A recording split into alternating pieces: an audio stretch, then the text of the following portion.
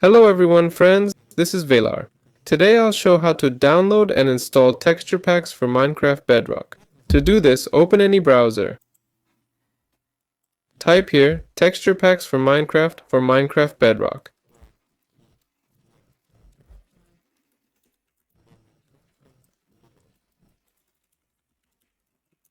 Go in, select the first appropriate link and download the texture pack you need.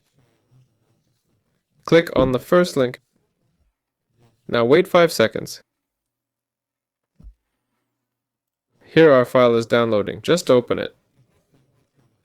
After that, Minecraft will launch. Wait! Now the import has started and it's being installed.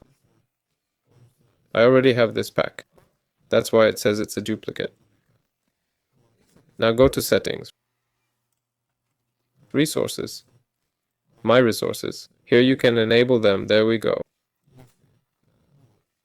Just enable it here and play. You can also enable them in specific worlds, resource packs, and enable them accordingly. That's all. This is Velar. Click Available here and enable it. There, this was Velar. Goodbye everyone.